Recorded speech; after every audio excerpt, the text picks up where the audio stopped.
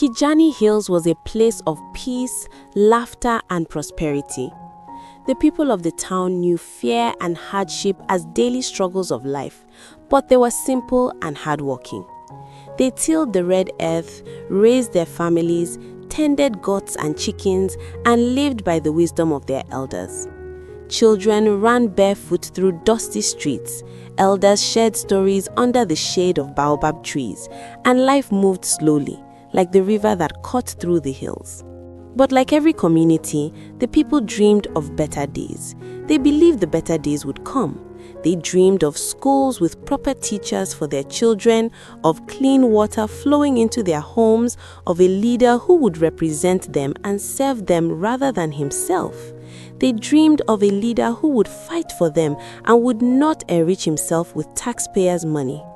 For many years, they had hoped for a voice in the government, a representative who would carry their concerns to the city, someone humble and honest. Then came Minister Nelson Williams. He was a different politician from the kind they had known. At first, he appeared exactly as they had wished. He walked the village paths with a gentle smile, shook hands with local people, the farmers and traders. He appeared humble and down to earth and even spoke to the children with warmth. He listened attentively to the elders, nodding as they shared their worries, and spoke of promises that seemed almost too good to be true. He spoke softly but clearly, and when he promised help, he sounded sincere. The villagers whispered among themselves, "This man may finally care about us." Nelson smiled as he moved from house to house, street to street, school to school.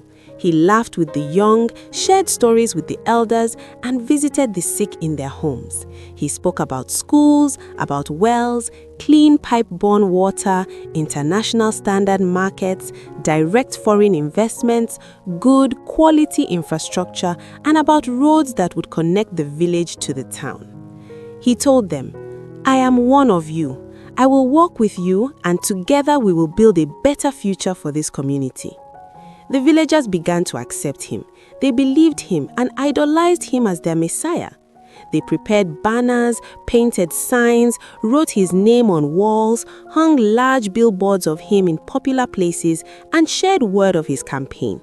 They cheered loudly when he stood before them in the village square, promising a better life, schools, wells, and better roads that would connect Kijani Hills to the wider world.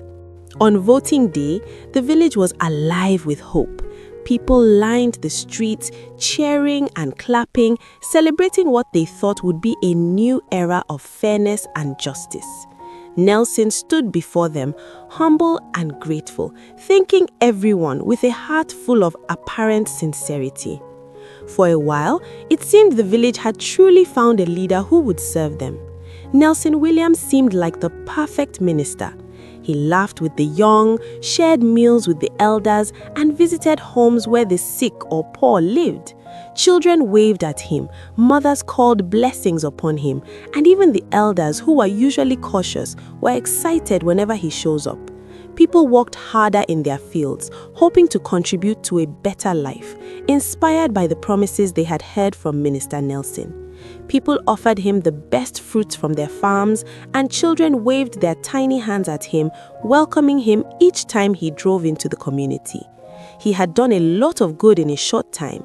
He gave scholarships to young children, helped the needy and less privileged, donated drugs and medical supplies worth millions to the clinics and hospitals in the town at no cost, and the community was developing at a rapid rate.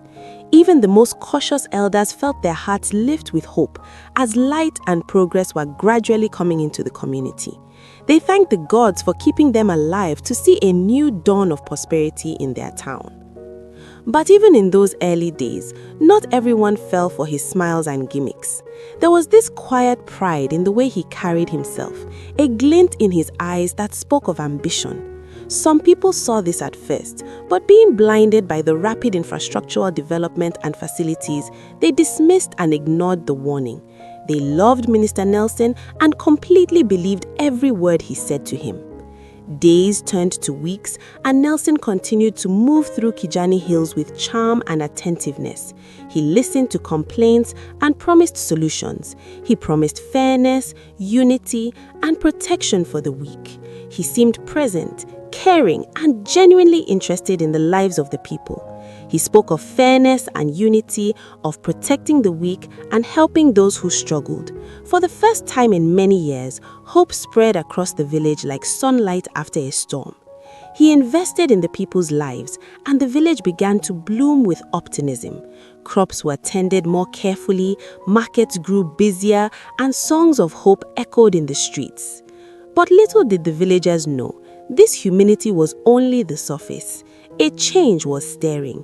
The man they celebrated and trusted had tasted the first whispers of power, and soon that taste would grow into a hunger. The promises he made, the kindness he showed would be tested by the weight of office. And the people of Kijani Hills, so full of trust, would soon learn that power has a way of revealing what is hidden in a man's heart.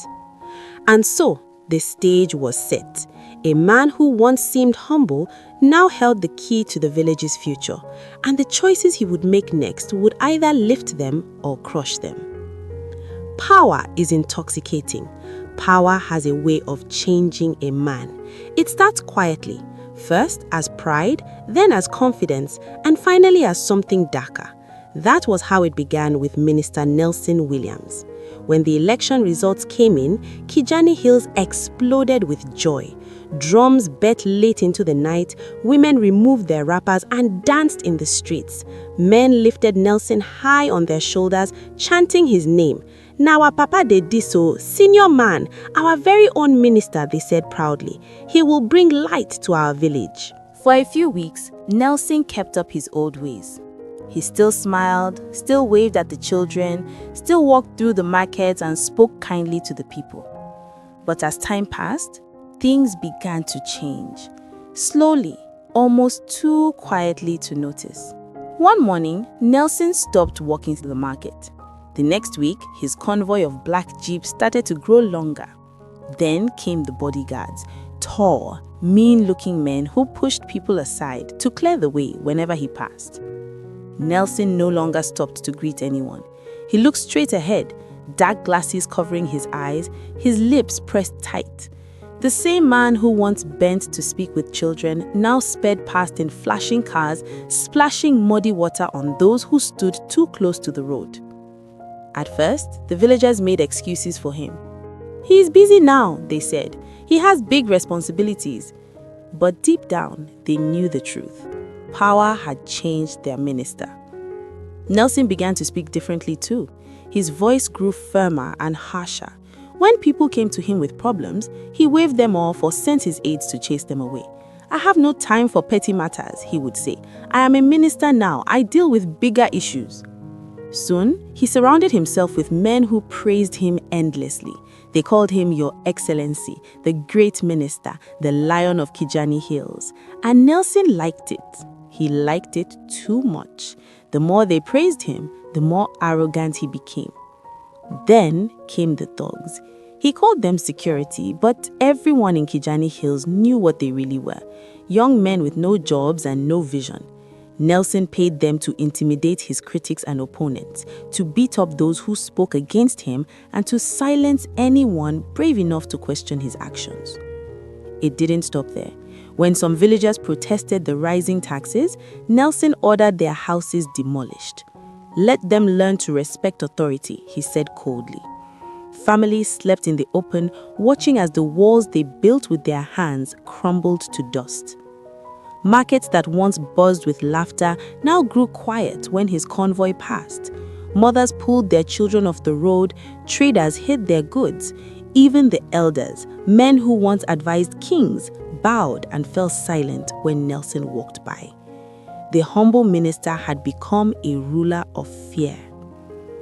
He threw lavish parties in the city, spending government money on his comfort, while the people of Kijani Hills drank dirty water. He gave jobs only to his loyal friends, leaving hard-working villagers to suffer. He dismissed the local leaders who challenged him and replaced them with puppets who did as he commanded. And yet, Nelson didn't see anything wrong with what he was doing.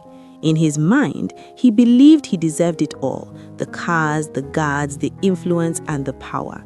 He had forgotten the faces of the people who made him minister in the first place.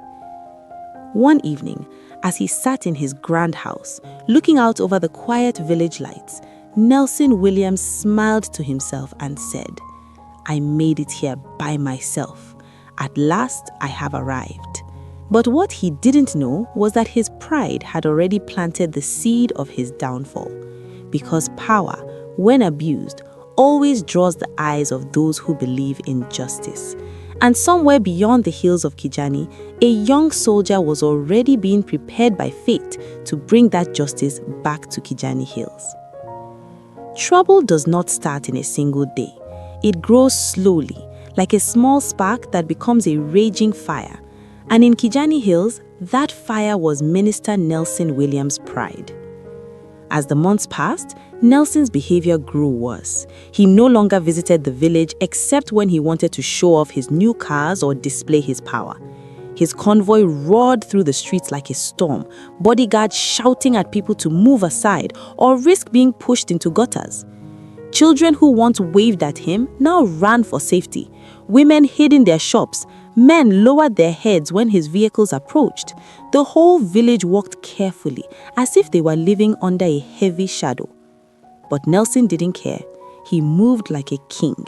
He spoke like a man nobody could question, and he acted like a god. Soon, he began grabbing land. Farmlands that fed families for generations were suddenly marked as government property. His thugs would show up with weapons, threatening anyone who stood in their way. Farmers cried as bulldozers destroyed their crops. Elders begged for mercy, but Nelson laughed at them. "When I build my estates, the whole world will know that Nelson Williams is a man of power." His convoy became a symbol of fear. It didn't matter if it had just rained or the roads were flooded, Nelson's cars sped through with no care for anyone. People were soaked in dirty water, children slipped in mud, and traders lost their goods when the splash from his tires hit their stalls. Still, Nelson did not slow down. He went further. When the youth protested against his actions, he sent his political thugs to silence them. Many were beaten, some disappeared, the rest were too afraid to speak. He shut down communication lines in the village, claiming it was for security reasons. But everyone knew why. He did not want the outside world to hear the cries of Kijani Hills. The village that once knew laughter now knew fear. The breaking point came during a market day. Nelson arrived unexpectedly, riding in the middle of a long line of black SUVs. Traders scrambled out of the way. One woman, Mama Tunu, was too slow. She was old, her legs were weak, and she could not move quickly enough. Nelson's guards shoved her into the mud. The whole market fell silent. Mama Tunu looked up from the ground, tears mixing with dirt on her cheeks, and whispered, "My son, what have we done to deserve this?" Nelson didn't even look at her. He simply waved his hand and said, "Remove that woman from my path." Those words were recorded secretly by a young man hiding behind a fruit stall. He sent the recording to the city, and that was when everything changed. The government had heard many complaints about Nelson, but they never had clear proof. Now they did. And with the rising chaos spreading across Kijani Hills, the leaders in the capital realized something serious. Minister Nelson Williams had lost control. He had become a danger, and the village was on the edge of collapse. That same night, the president declared a state of emergency in Kijani Hills. A battalion was ordered to move immediately. Soldiers were sent to restore peace. At the head of this mission was a young but highly skilled soldier known for his courage and discipline. His name was Lieutenant Gideon Tai. As the soldiers marched toward the village, the people slept in fear, unaware that help was finally on the way. And Nelson didn't know anything because he was too busy celebrating his power to realize that the drums of justice were already beating at his door. Dawn broke quietly over Kijani Hills, but the peace of the early morning carried a strange feeling, like the air itself was holding its breath. Birds sang in the trees, yet the village felt tense, unsure of what the day would bring. By mid-morning, people began to hear something unusual in the distance, a deep rumbling sound, slow at first, then growing louder. It wasn't thunder, it wasn't a market crowd, it was something heavier, something disciplined. Before long, the entire village saw them. A long line of military trucks rolled into Kijani Hills. Soldiers stepped out, one after the other, boots hitting the ground with quiet authority. They moved with precision, no noise, no shouting, just the calm strength that comes from training and purpose. At their front walked a young soldier with steady eyes and a calm face. His uniform was clean, his boots shined, and his posture straight, like a man who feared nothing. This was Lieutenant Gideon Taye.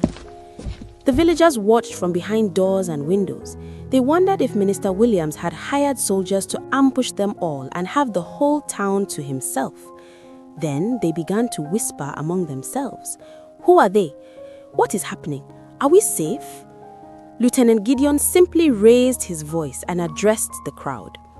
Good people of Kijani Hills, we are not here to harm you. We are here because the government has declared a state of emergency. Our mission is to restore peace, protect lives, and end the violence. For the first time in months, hope flickered in the eyes of the villagers, but not everyone was pleased. In his mansion on the hill, Minister Nelson Williams was still asleep when his guard ran into the room shouting, "Sir, soldiers have entered the village." Nelson sat up angrily. "What nonsense is that? Who allowed them?" "Sir, it was ordered from the capital." Nelson exploded with rage. "What capital? Which foolish president would dare send soldiers to my territory without informing me? Don't they know who I am?"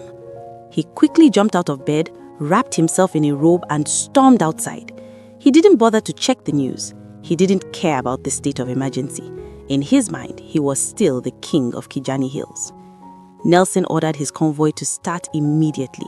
Within minutes, a long line of jeeps raced down the hill toward the village square, sirens blaring loudly as always. But this time, something was different. The soldiers didn't run or scramble like ordinary villagers. They didn't bow. They didn't move aside. They simply stood still. Gideon remained where he was, hands behind his back, watching Nelson's convoy approach.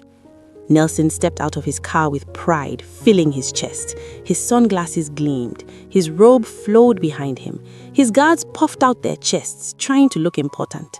Nelson pointed at Lieutenant Gideon and shouted, "Who do you think you are? Do you know who you're talking to? This is my community, my territory." Gideon looked at him with calm eyes and replied, "Sir, this community belongs to the people, not to you." Nelson's mouth twitched with disbelief. "How dare you speak to me like that? I am Minister Nelson Williams. I am the highest authority here."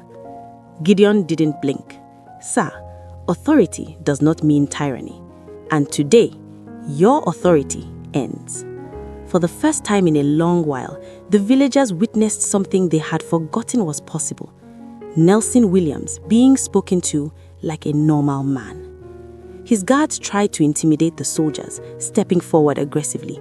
But in one swift motion, Gideon raised his hand and his battalion stepped in, surrounding Nelson's men with quiet, controlled power. Nelson felt something he hadn't felt in years. Fear. Real fear. He tried to speak again, but no words came. For the first time, he realized he had no power here. Not today, not anymore. The winds in Kijani Hills had begun to change, and the era of fear was coming to an end. Silence fell across Kijani Hills as villagers watched the standoff between Minister Nelson Williams and Lieutenant Gideon Taye. For months, Nelson had walked like a god among them.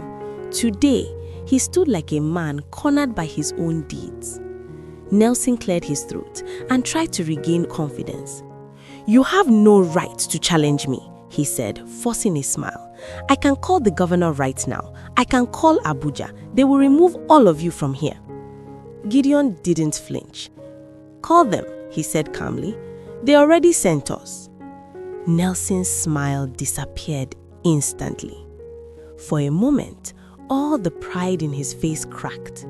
He looked around at the soldiers, at the villagers, at the ground beneath his feet, and for the first time in years, he felt small. But pride is a stubborn thing. Nelson snapped again. "You don't understand who I am," he shouted. "I am the Minister of Regional Development. This village is under my authority. I will not be disrespected by a small boy in uniform. I can wipe your entire generation from existence with one clean swoop." Gideon stepped forward so quietly that even Nelson's guards tensed. "Sir," he said, voice steady, "respect is earned, and the people of this village have suffered enough." Nelson's guards tried to advance, but within seconds, Gideon's battalion moved in. In one clean wave of motion, Nelson's men were disarmed, their weapons collected, and their aggressive stance neutralized. No violence, no chaos, just discipline. Nelson watched helplessly. The villagers watched too, eyes wide, hearts beating fast. This was the first time anyone had stood up to Nelson and succeeded. Gideon turned to the villagers. "From today onward, no one will be harmed, threatened, or pushed aside in Kijani Hills. Your rights will be protected." A murmur of relief spread through the crowd. Some even wiped tears from their eyes. After months of fear, these simple words felt like a warm sunrise. Nelson couldn't stand it. "This is nonsense," he barked. "You cannot just take over my village. I will not allow it." Gideon faced him one last time. "This is not your village," he said quietly. "It belongs to these people." A heavy silence fell. Then Gideon added, "And you have abused their trust for too long." Nelson stepped backward. His breathing grew shaky. His eyes darted left and right, searching for someone, anyone who still feared him enough to obey him. But the villagers no longer looked down. They looked at him, straight in the eye, and in their faces he saw the truth. He had lost them. All his power, all his pride, all the fear he had used to control them, it was gone. One elderly man, Badakado, stepped forward slowly. He had been quiet for months, hiding from Nelson's dogs. Today, he stood tall and said, "We voted you in, not to rule us, but to serve us, and you forgot." Nelson looked away quickly, embarrassed. Gideon gave a small nod to his officers and said, "Begin restoring security. Remove the illegal checkpoints, return the seized lands, clear the roadblocks, and gather reports from the community." His soldiers dispersed efficiently, moving through the village to undo months of damage.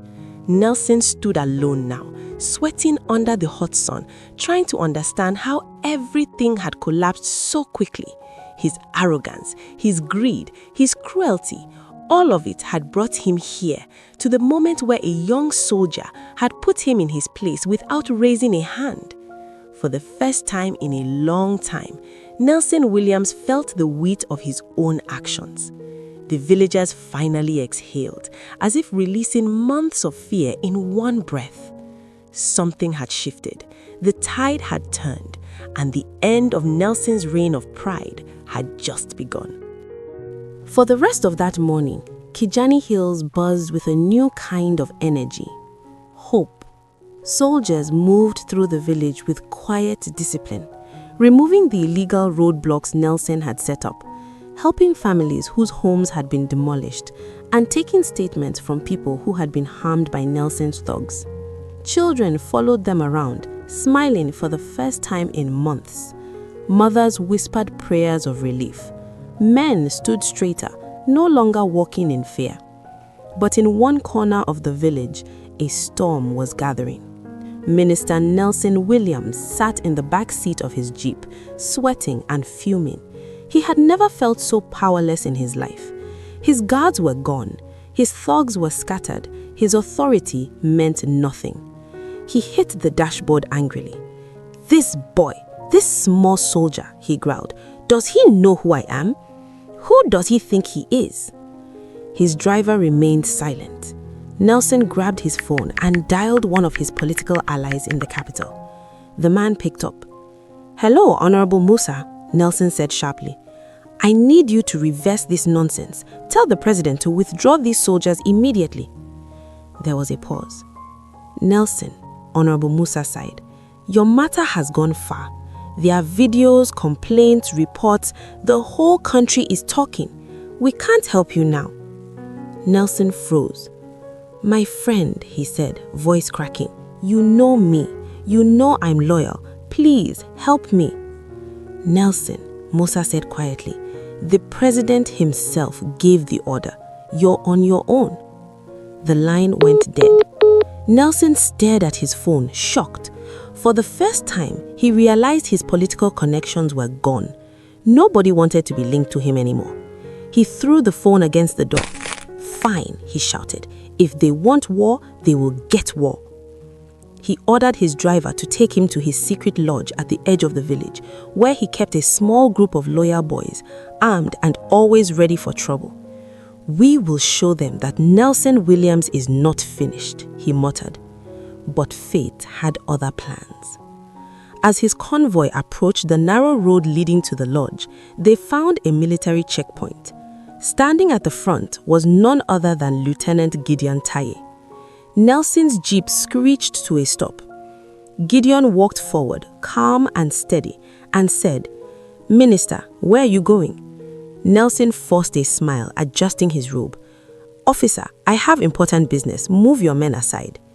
"No," Gideon replied. "Under the state of emergency, no movement is allowed without clearance, and you, sir, have no clearance." Nelson looked at him, confused and angry. "You dare block me? Are you mad? Do you know I can have you removed from the army with one phone call?" Gideon's expression didn't change. "You may try, but for now, you will return to your residence. You are not permitted to mobilize anyone. Not anymore." Nelson's chest burned with humiliation. "You can't stop me. I am Minister Nelson Williams." Gideon took one step closer and said in a low, firm voice, "Sir, your title is not a shield. Your office is not a weapon. And if you try to cause trouble, I will place you under arrest right now." Nelson couldn't believe what he was hearing. A young soldier, someone he would normally ignore, was speaking to him with authority. He opened his mouth to shout again, but his driver whispered nervously, "Sir, let us go back, please." For a moment, Nelson wanted to argue, but the sight of the heavily armed soldiers behind Gideon drained the strength from his body. Without a word, he signaled the driver to turn back. As the jeep drove away, the villagers who watched from a distance murmured in awe. For months, Nelson had terrorized them, but now Lieutenant Gideon Taye had blocked him with nothing but calm courage, and the whole village knew. Nelson's desperation was growing. His pride was shattering. His fall was almost complete. But the story was not over. Even a cornered man still has dangerous ideas. Night fell over Kijani Hills, but sleep refused to come. The villagers stayed awake behind closed doors, whispering about everything that had happened. For the first time in months, they felt safe, but they also feared what Nelson might try next. Because a man who has lived on fear and power does not give up easily. Inside his mansion, Minister Nelson Williams paced back and forth like a trapped animal. His eyes were red, his hair scattered, his pride wounded beyond repair. "They think they can embarrass me," he muttered. "They think they can reduce me to nothing." He opened a drawer and pulled out a list of names of his remaining loyal boys, the ones who still believed in him, the ones he had paid, trained, and armed over the years. He called them one by one. "Meet me at midnight," he whispered harshly. "Come armed, we are taking back this village."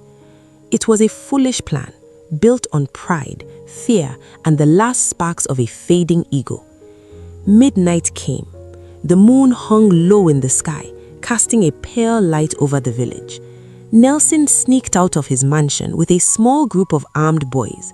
They walked through the bushes, trying to avoid the military patrols. Nelson had only one goal: create chaos, blame the soldiers, then claim he was restoring order. He thought this would make the government call him back, give him back his power, make him important again. But he didn't know one thing. Lieutenant Gideon Taye was already waiting. Gideon had been trained to understand men like Nelson, men who believe power is more important than lives, men who refuse to accept defeat. And so, Gideon had doubled the night patrols, placed watchers near key areas, and dispatched silent scouts to track Nelson's movements. As Nelson and his boys crept toward the village square, ready to start trouble, they heard the sound of boots behind them. Steady, strong, disciplined. They turned around and found themselves completely outnumbered and surrounded. Gideon stepped forward with a lantern in hand and said, "Minister Nelson Williams, stand down, drop your weapon." Nelson froze. His boys panicked immediately. Some raised their guns, some dropped them, some tried to run. But within seconds, Gideon's soldiers had disarmed and subdued them without a single shot fired. Nelson stood alone. He trembled with anger and fear. "You can't arrest me," he shouted. "I'm a minister. This is illegal. You're destroying my career." Gideon looked at him quietly. "You destroyed your career," he said. "You destroyed this village. You tried to burn it all to protect your pride." Nelson staggered backward. "That's not true," he whispered. I only wanted respect." "Respect is earned, not forced." Nelson's knees weakened. Months of arrogance, years of greed, and one night of desperation finally collapsed inside him. For a moment, he looked like the same man who once walked through Kijani Hills with hope in his eyes before power poisoned him. Gideon signaled his men, "Take him." As they led Nelson away, the village slowly emerged from their homes. Nobody cheered, nobody mocked him. They simply watched in silence, because they had learnt a painful lesson. Pride can raise a man to the skies, but it can also drop him into the dust. Gideon turned to the villagers and spoke softly. "Kijani Hills is safe now. You can sleep in peace. Your land is your own again. Your rights will be protected." Tears filled the eyes of many. Mothers held their children close. Fathers shook Gideon's hand. Elders blessed him with quiet prayers. And for the first time in a long time, Kijani Hills felt alive again. The next morning, as the sun rose, the village square was filled with light. Gideon called for a town hall meeting. He listened to everyone: farmers, traders, teachers, youths, and elders. He took down their complaints. He noted their needs. He promised justice. And this time, someone finally meant it. That day marked the true beginning of peace in Kijani Hills. Nelson's reign was over. The fear he built had crumbled, and the young soldier who stood for the people had restored the heart of the village. The story of Nelson Williams became a warning. When power becomes pride, downfall is close. And the story of Gideon Taye became a reminder. Real strength is standing for those who cannot stand for themselves. Kijani Hills would never forget either one. Kijani Hills slowly returned to the village it once was. The laughter that fear had stolen began to creep back into the streets. Children played freely again. Traders reopened their stalls. Farmers returned to their lands, ready to rebuild what had been taken from them. And at the heart of this new beginning was the courage of a few and the humility of one. Nelson Williams was taken away to face the consequences of his actions. His mansion grew quiet, his power faded, and his name became a lesson that parents whisper to their children. Do not let pride destroy the good inside you. As for Lieutenant Gideon Taye, he did not act like a hero. He did not demand praise or worship. He simply continued his duty, protecting the people, restoring their rights, and ensuring that peace remained strong. To the villagers, Gideon became more than a soldier. He became a symbol of hope, a reminder that justice may come late, but it comes all the same. And so, the story of Kijani Hills came to a close, not with fear, not with fighting, but with healing. The village rose again, stronger than before, and the people learned that no matter how dark things get, light always returns, just as long as someone is brave enough to carry it. Thank you, dear listener, for joining us on this story. If this story touched you, made you think, or kept you listening till the end, please do well to like this video, share it, and subscribe to Super African Stories for more powerful tales from across our continent. We also want to hear from you. Where are you watching from? Drop your country, city, or village in the comments and tell us which part of this story touched you the most. Your engagement and support keep these stories alive, and your support helps us bring more African tales to the world. Until next time, this is Super African Stories, where the heartbeat of Africa lives in every tale.